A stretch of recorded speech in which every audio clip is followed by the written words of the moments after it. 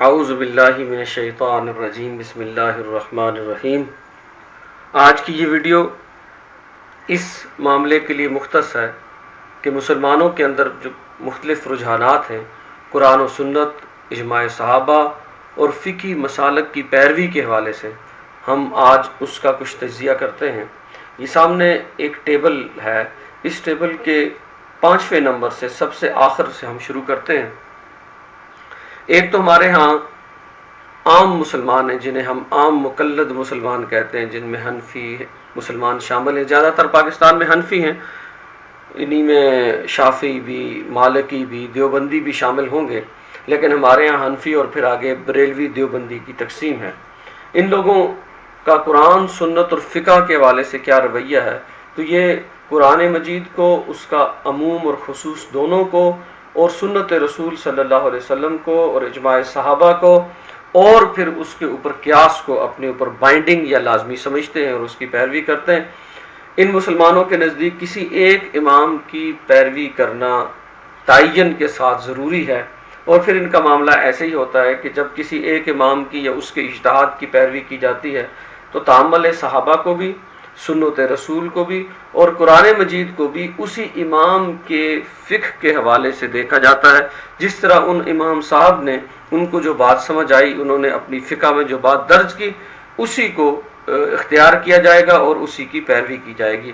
عام طور پہ جو 80% مسلمان ہیں، یا پاکستان کی بات کر لیں، پاکستان میں 70 یا 80% مسلمان ایسے ہی ہیں کہ جن کے لیے قرآن مجید، سنت رسول، سنت صحابہ اور فقہ بائنڈنگ ہے اور اس کو لازمی سمجھتے ہیں، اور پھر وہ ہر معاملہ اپنی فقہ جس کو وہ فالو کر رہے ہوتے ہیں اس کے حوالے سے ہی اس کو دیکھتے ہیں۔ ان سے اوپر اٹھیں تو کچھ مسلمان ایسے ہیں کہ جو یہ سمجھتے ہیں کہ عام مسلمانوں کی طرف قرآن مجید بھی لازمی ہے، وہ بھی بائنڈنگ ہے ہمارے اوپر، اس پہ عمل کرنا فرض ہے، اسی طرح سنت رسول اور سنت صحابہ بھی لازمی ہے، لیکن یہ ضروری نہیں کہ ہم کسی ایک خاص فقہی مسلک کے اوپر لازمن چلیں یا اس کو لازمن اختیار کریں۔ تو وہ یوں بھی کر لیتے ہیں کہ ایک وقت میں کسی 2 امام کو کنسلٹ کر لیا، یا ایک وقت میں ایک امام کی رائے مان لی تو دوسری دفعہ دوسرے امام کی رائے مان لی، یا ان کے نزدیک انہیں جس امام کی رائے بھی قرآن و سنت سے زیادہ قریب نظر آتی ہے اسے وہ اختیار کر لیتے ہیں۔ یہ لوگ ظاہر ہے جو عام مقلد مسلمان ہیں ان سے ان کی تعداد بہت کم ہے، لیکن ایک رجحان یہ بھی پایا جاتا ہے۔ اسی طرح اس سے اوپر اٹھیں تو ایک اہل حدیث جنہیں ہم غیر مقلدین کہتے ہیں، عموماً ان کو وہابی کہا جاتا ہے، ان کے نزدیک قرآن بھی لازمی ہے پورے کا پورا اور سنت بھی لازمی ہے، لیکن اجماع صحابہ کو یہ اختیاری سمجھتے ہیں اور کسی ایک امام کی فقہ کو یہ اختیار نہیں کرتے، گو کہ مختلف اماموں کی رائے کو یہ لیتے ہیں۔ امام ابن تیمیہ ہیں، امام ابن قیم ہیں، ان دونوں اماموں کو خصوصاً یہ کنسلٹ کرتے ہیں، امام شافعی کو بھی، لیکن یہ ہے کہ کسی ایک امام کی رائے کو یا فقہ کو یا اپنے اوپر بائنڈنگ نہیں سمجھتے۔ اس کی مثال اس طرح ہے کہ تعامل صحابہ کو یہ اختیار نہیں کرتے۔ تو مشہور و معروف ہمارے ہاں جو تراویح کا مسئلہ ہے، اس میں نبی اکرم صلی اللہ علیہ وسلم کی سنت تو یہی ہے کہ آپ نے 8 تراویحیں پڑھی، یا جس طرح حضرت عائشہ رضی اللہ تعالیٰ عنہ نے فرمایا کہ نبی اکرم صلی اللہ علیہ وسلم کا طریقہ یہی ہوا کرتا تھا کہ رمضان اور غیر رمضان میں وہ 11 رکعت پڑھا کرتے تھے، لیکن حضرت عمر رضی اللہ تعالیٰ عنہ کے دور میں کیونکہ اس پہ سارے صحابہ نے اتفاق کر کے اس کو 20 رکعت پڑھا ہے، تو یہ لوگ 20 رکعت تراویح کو نہیں پڑھتے بلکہ 8 رکعت تراویح کو اختیار کرتے ہیں۔ اس حوالے سے ہم یہ کہتے ہیں کہ یہ لوگ سنت صحابہ کو پہ عمل نہیں کرتے۔ اسی طرح حضرت عثمان رضی اللہ تعالیٰ عنہ کے دور میں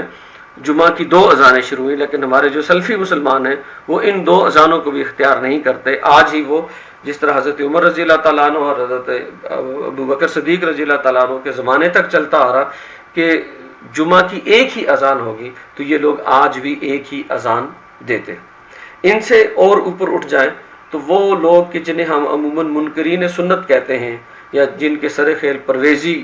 مولانا غلام احمد پرویز ہیں، ان کا معاملہ یہ ہے کہ یہ قرآن مجید کو اپنے اوپر بائنڈنگ سمجھتے ہیں لیکن سنت کے منکر ہوتے ہیں۔ وہ سنت رسول ہے، سنت صحابہ یا اجماع صحابہ ہے، یا کوئی بھی فقی مسلک یا اجتہاد ہے، یہ 3 چیزیں ان کے نزدیک اختیاری ہیں۔ البتہ وہ یہ سمجھتے ہیں کہ قرآن مجید یہ ایک کتاب ہے جو ہمارے اوپر بائنڈنگ ہے اور اسی کی ہم نے پیروی کرنی۔ ان منکرین سنت سے بھی ذرا اوپر اٹھ کے کچھ جدید ترین اور الٹرا ماڈرن قسم کے مسلمان ایسے بھی ہیں جن میں آج کل جاوید احمد غامدی صاحب جو ہیں ان کے سر خیل ہیں، وہ یہ سمجھتے ہیں کہ عموم قرآن ہمارے اوپر لازمی ہے، خصوص قرآن، سنت رسول، سنت صحابہ، قیاس، اجتہاد، فقہ، یہ سب کچھ ہمارے اوپر اختیاری ہے۔ اس کی مثال اس طرح سے ہے کہ عموم قرآن اور خصوص قرآن کے حوالے سے یہ ہے کہ غامدی صاحب یہ فرماتے ہیں کہ مسلمان قرآن مجید میں جہاں جہاں بھی یہودیوں کا ذکر ہے تو یہ اس وقت کے یہودیوں کے ساتھ مخصوص ہے،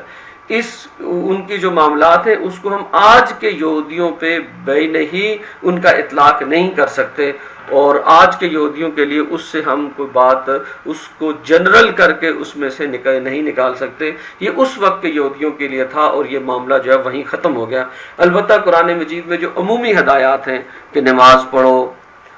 زکوٰۃ دو، روزہ رکھو، اس کو ہم مانتے ہیں، لیکن کچھ چیزیں قرآن مجید میں جو اس مخصوص وقت کے لیے تھیں بس وہ اسی وقت کے لیے تھی، وہیں پہ وہ ختم ہو گئے۔ اس حوالے سے میں نے آپ کے سامنے مسلمانوں کے 5 رجحانات رکھ دیے، یہ بھی مسلمانوں کی ایک تقسیم ہے۔ ہم عموماً مسلمانوں کو مقلد، غیر مقلد، حنفی، بریلوی کے حوالے سے دیکھتے، تو یہ 5